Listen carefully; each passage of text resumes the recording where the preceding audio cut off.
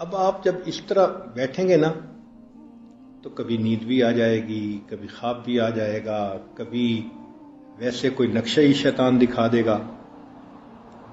یہ ایک اور ٹریپ شیطان کا کہ اگر یہ شیطانی خیالات کی وجہ سے مراقبے سے پیچھے نہیں ہٹا تو اب اس کو نقشے دکھا کر ذرا خود پسندی کا مریض بنا دو. یہ سیکنڈ اٹیک ہے اس کا، یہ سیکنڈ اٹیک. شیطان بدبخت دشمن ہے. کہتے ہیں کہ شیخ عبد القادر جیلانی رحمۃ اللہ علیہ جنگل میں بیٹھے مراقبہ کر رہے تھے، یکدم ایک روشنی ظاہر ہوئی اور آواز آئی، عبد القادر اب ہم تم سے بہت خوش ہو گئے اور قلم تمہارے لیے اٹھا دیا گیا. یعنی اب تم جو مرضی کرو، اب ہم تم سے راضی.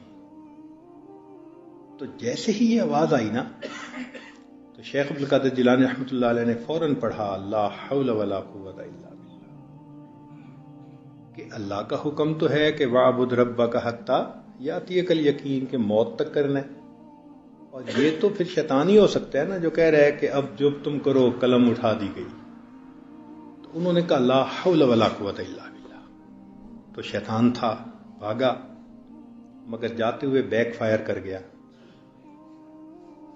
کیا کہنے لگا کہ عبد القادر میں نے اس ترکیب سے سینکڑوں اولیاء کو گرایا، تم اپنے علم کی وجہ سے بچ گئے.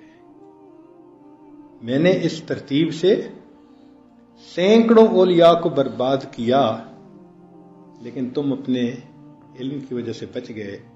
انہوں نے پھر کہا دوسری مرتبہ لا حول ولا قوت الا باللہ. او بدبخت، اپنے علم کی نئی وجہ سے نہیں بچا، اللہ کے فضل کی وجہ سے بچا.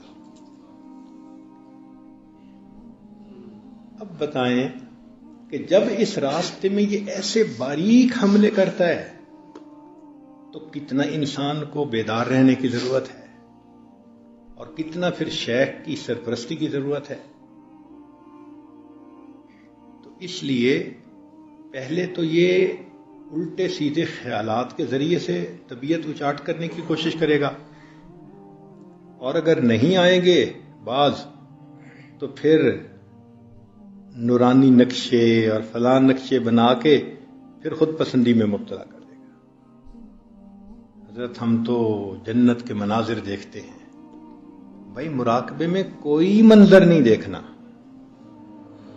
اگر کوئی دیکھے بھی صحیح تو آپ سمجھ لیں کہ یہ رکاوٹ ہے. مراقبے میں صرف اللہ اللہ سننا ہے، اس کے سوا کچھ بھی اگر ہے تو وہ ٹریپ ہے. کلیئر ہو گیا نا؟ اس کے علاوہ اگر کچھ ہے تو وہ ٹریپ ہے. مقصود ہے اللہ اللہ سننا.